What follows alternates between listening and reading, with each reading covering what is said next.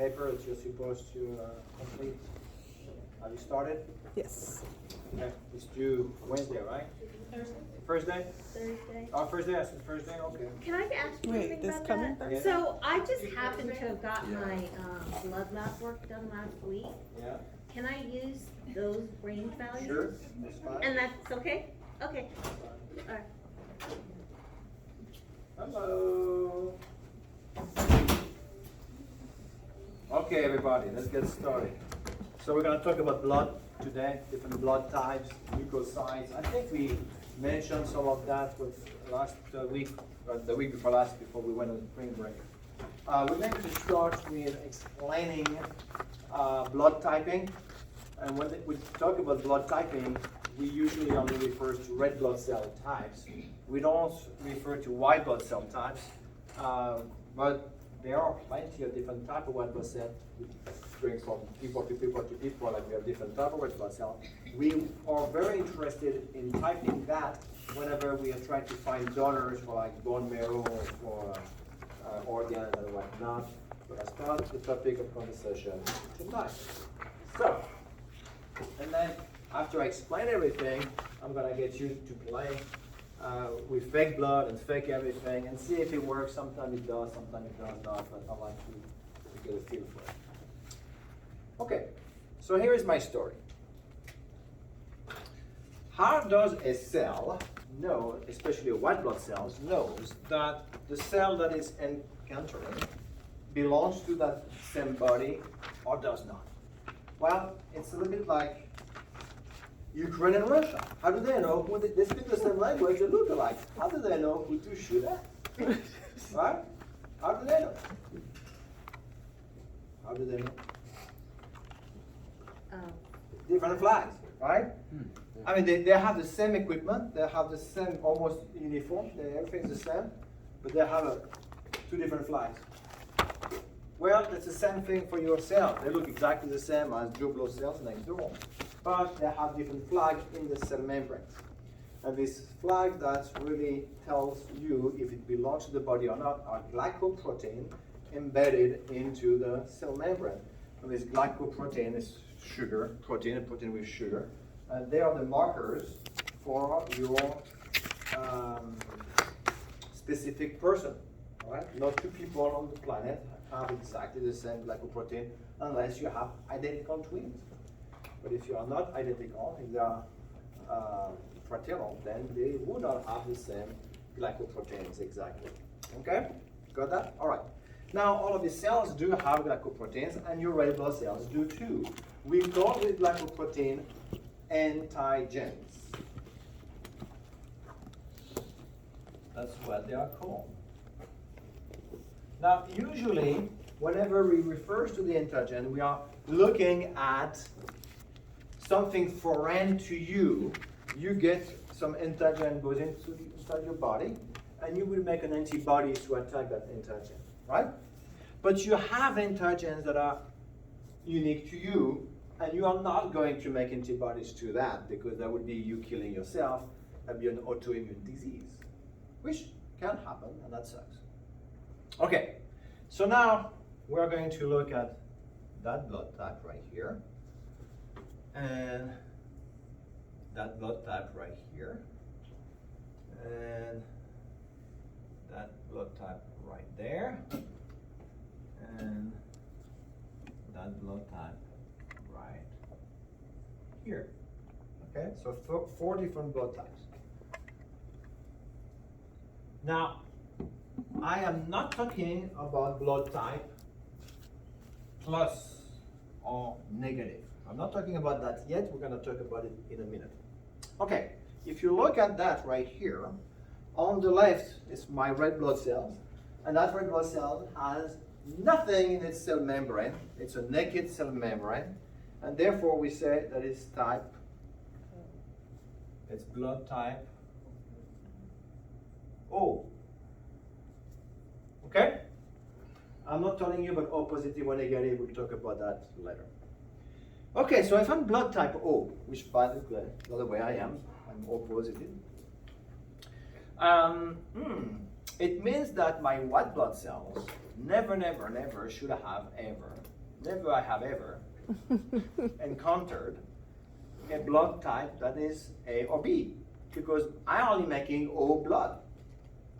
Got that? Okay, now here is the thing. In your digestive tubes, you have some bacteria. Should I go over there? Oh, you're fine. I have bacteria in my gut, and these bacteria have antigens too. And some of these bacteria have co-evolved with human beings in the beginning of time, right? Gazillion years. And they have the same antigen as us. So it means that all of us on the planet have bacteria in our guts that have antigen type A, antigen type B in our guts. Now, if I'm O blood, happen that, no matter if I'm O, A, B, whatever blood type I have, some of these bacterial antigens make their way to my bloodstream. They are in my guts. What do the guts do? They absorb stuff into the bloodstream. So some of these will make it to the bloodstream. Got it?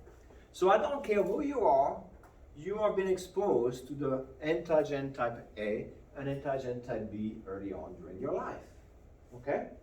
Now, if I have O blood, what will I do to these antigen A and B whenever they make it to my bloodstream? Antibodies, right? Because it's not part of me. I will recognize that as being foreign. Therefore, if you have type blood type O, you have, let's have both, that's both. Well, let me write it full letters so that you don't get confused. You have both anti-A and anti-B antibodies. Are we good with that? Mm-hmm. So far, so good? All right, let's go to the other extreme. And I bypass A and B when I go to AB. Look at that dude right here. That blood type has the A flag and the B flag, right? He loves everybody. So that blood is what? It's blood type AB. And blood type AB, it has both it has both A and B antigens, right? Okay. If I go back here, I forgot to tell you, blood type O, it has what antigens? No antigens. But that blood right here has both A and B antigens, right? So whenever this bacterial antigen come into this blood, it's like, oh, welcome to the family. It won't even notice that it's bacterial. So, oh, it's part of your body. Will it make any antibodies? No. So it has no antibodies against A and B antigen. Do I make sense? Yes? You sure? Okay. Who can give to who? Well, first of all, can O give to O? Everything. Of course. Can AB give to AB? Yes. Of course. Now let's look at that. Can AB give to O? You sure? Yeah. You don't know? Well, O is universal, so yes. So It's yes, what? universal. Yes. Donated, Really? right? Not a receiver. That's what I Some of thought. you got it right, some of you got it wrong. Okay. All right, let's look at that. AB, it has You can receive that. no antibodies, but it has both A and B antigens. So if I was to give that guy here, Okay. that blood will recognize that A and B antigen, and what will it do? Destroy it. Yeah. It will kill it. So AB cannot give to O. Because it would be recognized as being foreign and always racist. Right? Okay. Now, can O give to AB? Yes. AB loves everybody. Right? Okay. So yes, AB can get O. Got it so far? Let's get to A now. So that's blood type A. And blood type A has what antibody, antigen, sorry? A It antigen. has A antigen. That's what, I mean, the antigen gives you its name. And it has what antibody? B. It has anti-B antibody.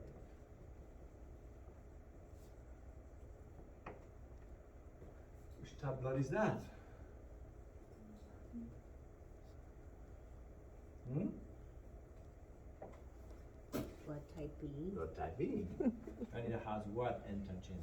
B. B antigen. And it has what antibody? A. Anti-A. Antibodies.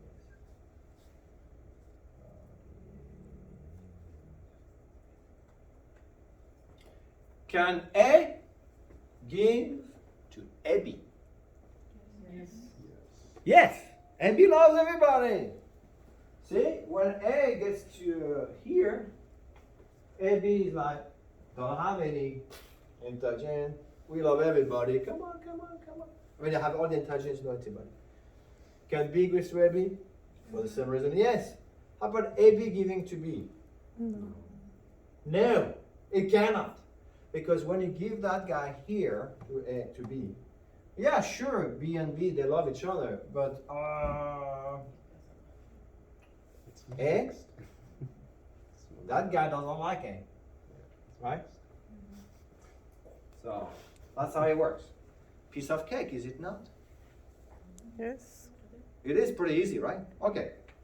Now, in the lecture exam, I don't know what they would use, but antibodies can also be called antiserum or antisera, S-E-R-A or S-E-R-U-M. So I don't know if your lecture professor what vocab they are using, but anyway. Okay, we good? All right. May I erase all that and give you some examples on how we're going to do blood typing using these things right there. Oh, before I erase that, I have to talk about the plus antigen, also called the RH antigen. RH for rhesus, because it was discovered in the rhesus monkeys, but humans have it too. And it also called D antigen, like in England, I think England used D. I don't think they use that here in the US. But RH, rhesus, plus, D, all that is the same thing. Okay, so what is that? Well, there is another glycoprotein, and we call it plus or RH. If you have it, you've got it, we call it plus. If you don't have it, we just say you don't have it, negative. Okay? So if you don't have it, it's negative. If you have it, it's plus. Now, here is the thing. The RH antigen, you don't have bacteria that produce it. It doesn't come into your bloodstream, which means that if you are RH negative, like let's say that this one is O negative, let's say O negative now, it has absolutely no antigen, not even the RH antigen. Okay. If I was to give you O positive blood the first time around, you will accept it. O, there's no A, there's no B, so you're fine.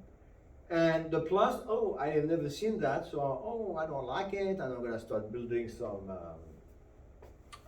antibodies against it. It's going to take me a little while, and by that time, most likely, these cells are gone anyway, so good to go.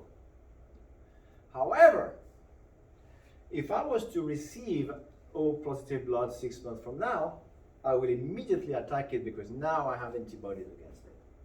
Okay? These RH antigens can cross placental barrier. So, imagine that mommy is negative.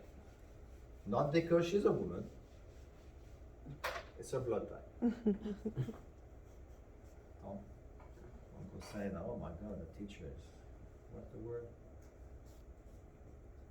Here, she's pregnant. And she's pregnant with a positive baby. Mommy is negative, daddy is positive, and the baby is positive. That's baby number one. Is that a problem? Yes. No, it's not. Not for the first time? It's not a problem, it's the first time. And the blood of the baby is not going to cross the blood of the mother. There is no blood exchange of baby and mommy all through pregnancy. Okay, there is no blood exchange. There is exchange through their blood of oxygen, CO2, waste product, nutrients, that yes. But blood come here, blood come there, exchanges, but the blood do not swap. Does that make sense? Okay.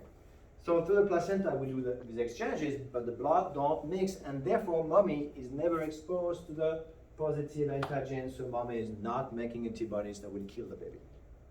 However, during birth, and birth is messy, there's some micro tear, there's blood exchange at that time. If you have seen birth, birth is messy.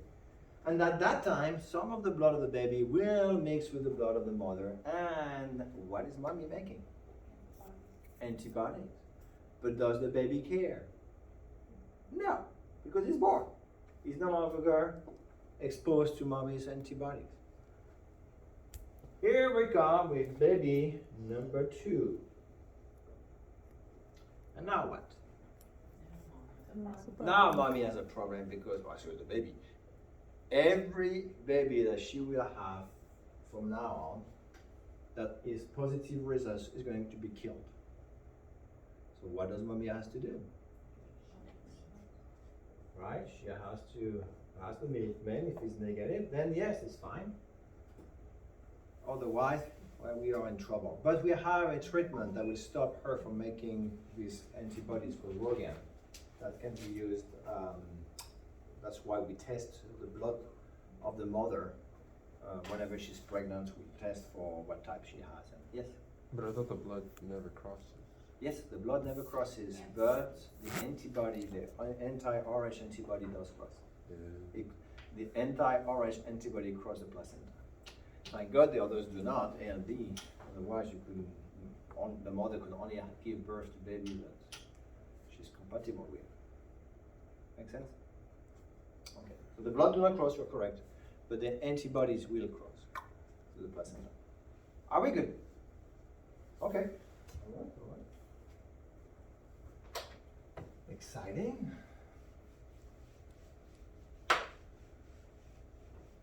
Next. Let us use that thing right there. And we are going, this right here is a petri dish. Look at, whoa. I'm impressed. Hello. Hello. It's a petri dish, like this one right here. And we are going to put on each one of them some antibodies. Which antibodies would you like to put on that first slot? A. A. We're going to put A antibodies. Right? When I write it, anti-A antibodies, you really understand. Which one would you like here? B. Anti-B antibodies. Got it? Mm-hmm. What do we have there with only one? Anti. Anti-RH antibodies. Yeah. Who would like to get their blood tested? Somebody. We get your blood, drip, drip, drip. And this is what we see. You put your blood right here, your blood right there, your blood right there. And we see nothing. Nothing's happening. Nothing's happening. So think about it for a second and write down in your notes or somewhere, which blood type you think that is. Nothing happening. You ready? Mm-hmm. Okay. Which blood type do you think it is? O negative. Okay, I hear you. What do you say? O positive. AB? AB what? Plus, negative? You don't know? Oh, negative. Or negative? That's what I say. O Huh? negative. AB negative. AB negative? In the back, we don't want to get wet. We don't know. AB negative? O positive. All positive. Man, we all over the place. One of you is right. Okay, well, let's look at that. Nothing's happening. Let's look at right here. I have some anti-A antibodies. What do anti-A antibodies do? Attack A. They destroy A. But nothing's happening. Why? Oh. Because A is not I here. don't know what it is. So is it A? No. It's not A. So let's look here. B is looking to keep the B antibodies is looking for the B antigen and is not finding it. So what is it B? Yes or no? No. No. But here is it O? I mean, is it plus? Plus. No. It's not A. It's not B. It's not plus. What is it? O negative. O negative. Yeah. Okay. Well, let's get somebody else's blood. And I get, it's this right here, it's this right there, and it's not this right there. Which blood is that? Yeah. A. Sure, tell us. A positive?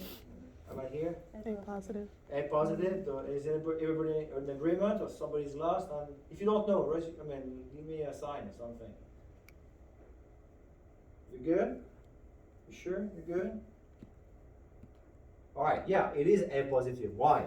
Well, when I tested that blood with anti-A antibodies, oh, they went to town. They love that blood. Oh, yes, plenty of fun thing to do, plenty of A flag to destroy. So it is A. But B was not there, so it's not B. Oh, but plus was there, so it's A positive. So during the test, when we show you some picture or whatnot of, I don't think they're gonna show you some actual test because it's so unreliable. Then if you forget, just remember, it is what has been destroyed. You cannot destroy something that doesn't exist, right? If it's not there, you can't destroy it. So if it's being destroyed, it's because it was there. Got it? Yep. Okay, that's fantastic. So now, before we go any further, how about wait, I give you two choices. We can either jump into that lab and have fun, and we do it for whatever long it takes. And then when we're finished, I'd like to show you hematocrit. I think we talked about that, but I'd like to refresh your memory on that. Hematocrit and the different type of white blood cells. Or do you want me to continue yak, and finish all my spiel, and then you Do that. do that now? No, do what you. Alright, the second second option number two. Yeah. Okay, option number two. Okay. So we're gonna talk now about leukocytes. What are leukocytes? What does leuko mean? White. White, right?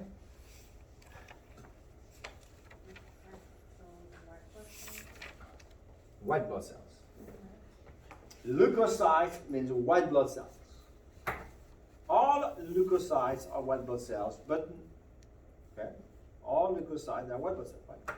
All white blood cells are leukocytes. It's the same thing. I'm just telling you using two different words for the same thing. Okay. Now, in the leukocytes, we have different type of white blood cells. So one thing I'd like you to remember, I don't know, I don't remember if I taught you that last time, but you should never let monkeys eat bananas. Right? You're like, what the hell is that? Well, N is for neutrophils. Let is for lymphocytes. M is for monocytes. Eosinophils.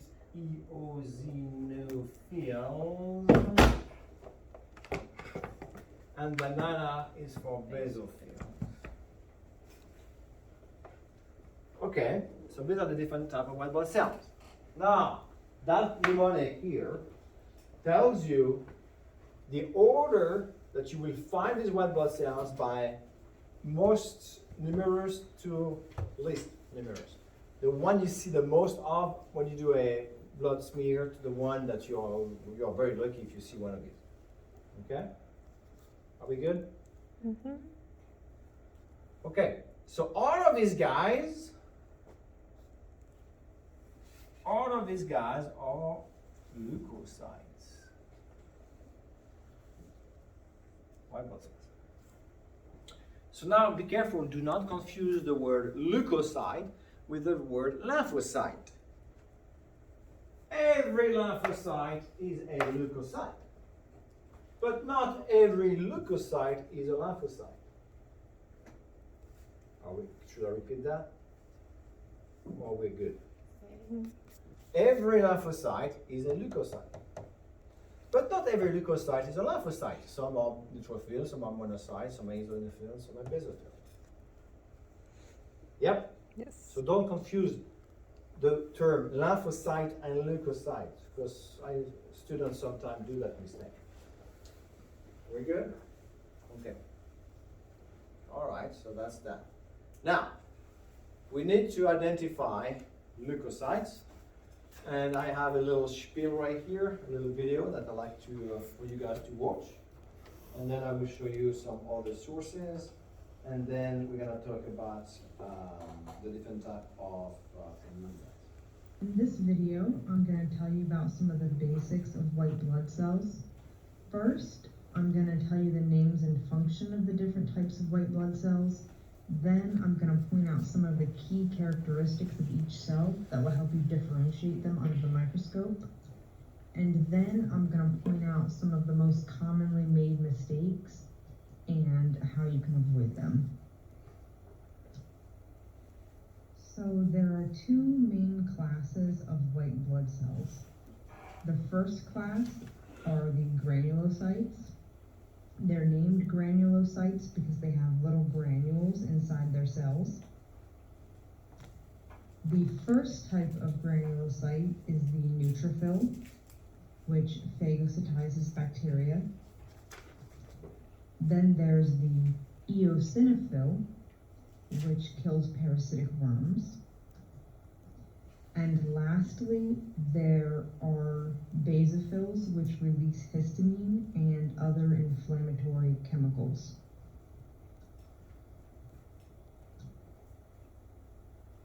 Also, before I forget, for those of you that don't remember from AMP1, phagocytizes mean it eats the bacteria.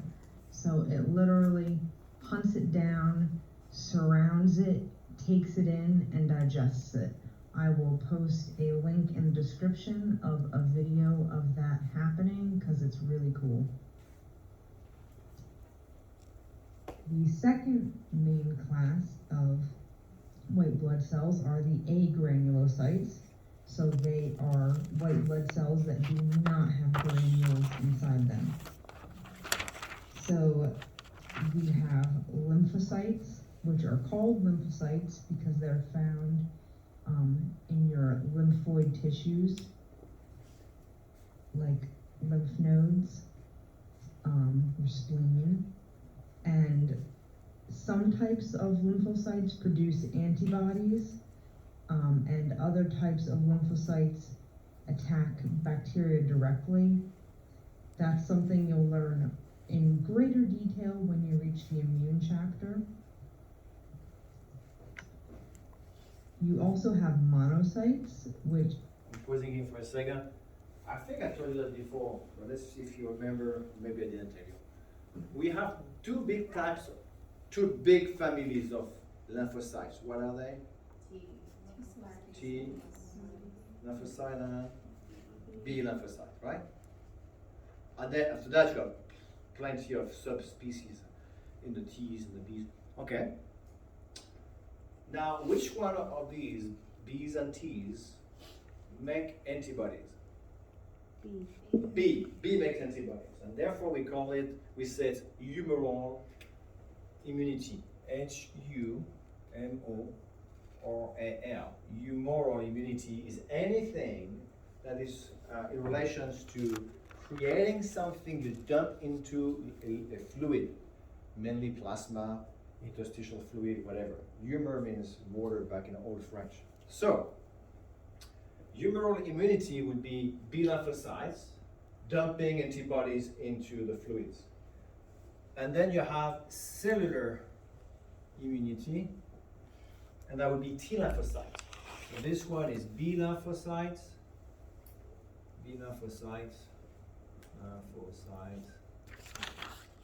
and these guys are T lymphocytes, and LEYM lymphocytes. Okay. So they fight cell to cell, right? That's the French soldier, the French GI Joe, American GI Joe. B lymphocyte, I'm not going to war, I'm making an antibody and I'm throwing it from far away. And that's my American soldier. Oh yeah, war, yeah, let's go to war, yeah. Right? Got it? Okay. Which can leave the bloodstream and enter tissues, and they are also phagocytic.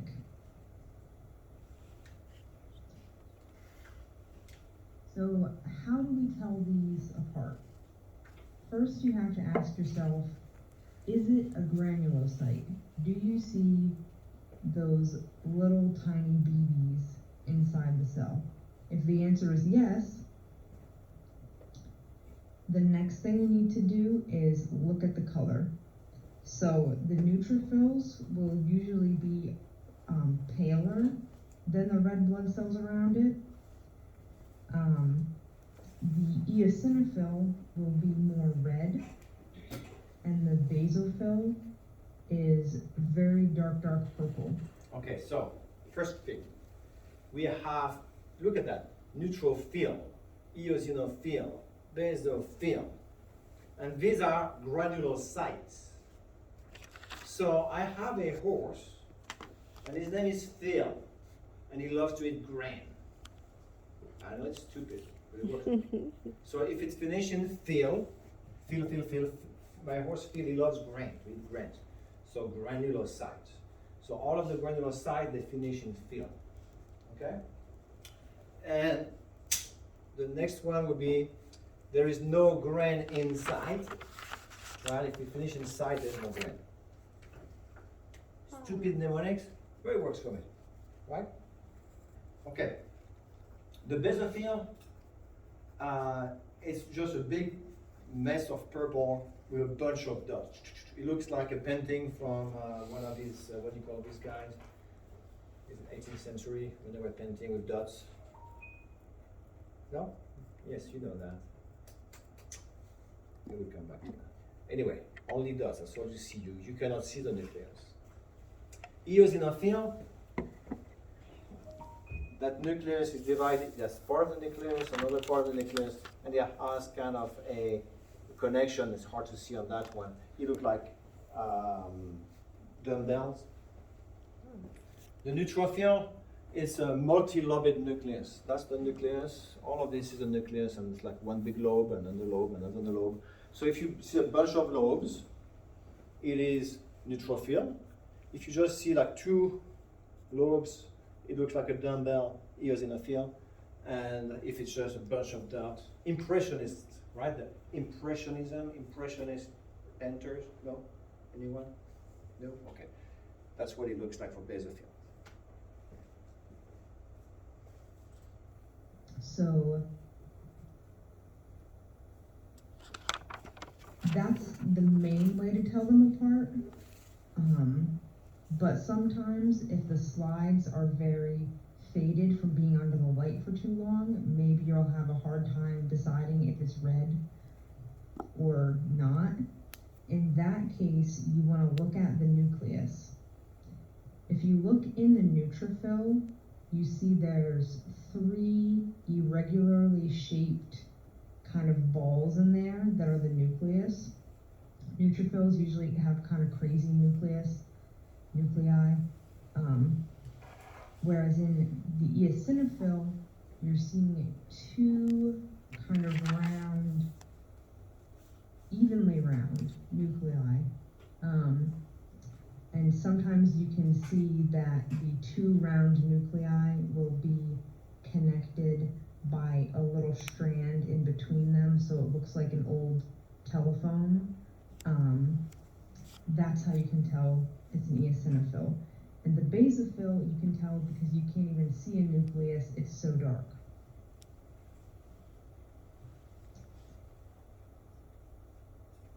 Now the agranulocytes, if you decide... Okay, agranulocyte. The first one is lymphocyte. We have seen lymphocyte before in other histology picture that we saw. And you will see a cell with like a little moon on the side. All of this is the nucleus. It has very little, what's the word I'm looking for? The gooey stuff inside the cell. Cytoplasm, thank you. And the monocyte is a big kidney-shaped nucleus, right? Big kidney-shaped nucleus. And It's good not luck a seeing it. granulocyte, then you need to look at the size. Lymphocytes are about the same size as a red blood cell, whereas monocytes are gigantic and about 4 to 5 times the size of a red blood cell. So next we're going to go on to the commonly confused white blood cells. So basophils and lymphocytes are commonly confused simply because they're both purple. The basophil, though, usually very clearly has lots of granules. It's also larger. All of the granulocytes are about 2 to 3 times the size of a red blood cell, whereas a lymphocyte is usually about 1 times the size, or the same size as a red blood cell. Also, in the lymphocyte, there will always be some amount of visible cytoplasm. So all the dark purple in the middle of the lymphocyte is the nucleus, and that little pale halo around the edge is the cytoplasm. Some lymphocytes have a little more, some have less, but there will always be some visible cytoplasm, whereas in the basophil, you don't see anything, just dark purple granules. Also, sometimes neutrophils and monocytes can be confused, once again because they have a similar color. Also because sometimes the monocytes might look like they have granules, or maybe the neutrophil is really faded and you can't tell whether it has granules or not. So in this case, the first thing you look at is the size. The neutrophil will be about 2 to 3 times the size of a red blood cell, whereas the monocyte is much, much larger. You could fit 4 or 5 red blood cells inside the monocyte. Also, you're going to want to look at the nucleus. The monocyte will have a nucleus probably shaped like a kidney bean, whereas the neutrophil will have the irregular shaped multi-lobed nucleus that we talked about earlier. All right, that's all the information I have for you on white blood cells for now. I hope that was helpful. If it was helpful, please subscribe, comment, like, and share with your classmates. I think she needs to get a little more. It's from Wikipedia, and it's pretty cool. Okay, let's look at what we have right there. It's a good place to go study this. Neutrophils, eosinophil, basophil. So they put the first they put the three granulocytes, right? It gives you more information that you need to, the percentage in the blood of how much you find them. Like 62% of all of the leukocytes are going to be neutrophils. And never, right? The diameter, I don't care, it's a micrometer, but this is important. What does it do for you? Neutrophils are going to attack bacteria and fungi. You know what fungi are, right? What are they? Mushrooms, yes. Shrooms. Are they plants? Are mushroom plants? No. No, they're not. They are an hybrid between plants and animals in between, so it's pretty cool. Multi-lobed nucleus. Lifetime don't last too long, 6 hours to a few days. So you're gonna make them whenever you have a fungal infection or bacterial infection. Okay? Eosinophil. You don't have too many of them. It looks like that barbell. And this is what I really want you to know. They attack parasites. So if you decide to go live in South America or Central America or Africa, these places, even some Asian countries, have a lot of parasitic infections, then you're gonna have a bunch of eosinophil. Do you have any rugrats at home? You've got worms infection, the entire family, okay? Because they put their hands in the dirt, they do that, it's fun, and then they contaminate themselves with worms, and they don't have enough eosinophil. We don't have our immune system completely developed, like up to 10, 12 years old. So if you have small kids, most likely the entire family has parasitic infection. Don't worry, your body's getting rid of them. And it also helps with allergic reactions, eosinophil. Basophil, you're gonna suffer from basophil in a couple of weeks from now, maybe just a few days from now. We are supposed to have spring, that then winter decides to finally go away. And we're gonna have a bunch of blooming of trees. We're gonna all suffer allergies thanks to basophils releasing histamine. Ever heard of antihistamine drugs, or histamine blocker drugs? Yep. Yeah, my best friend this time of the year. And what does it do? Histamine is like flushing the toilet. When you flush the toilet, all that water taking everything out, histamine makes you go on overdrive. You cry everywhere. Your capillaries dilate, vasodilate, become more porous. So plasma, and you have plasma everywhere. Your mucous membrane is full of plasma, which means you cannot breathe anymore. It's all inflamed. It's all.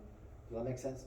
And it's in an effort to flush down that tissue that has been infected by something, and the body's response to that is flush it down out of the body, and you feel miserable. Question. Yeah.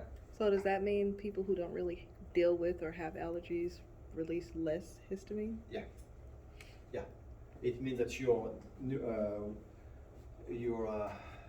because most of the time with allergic reaction like that, it's an overreaction of the immune system.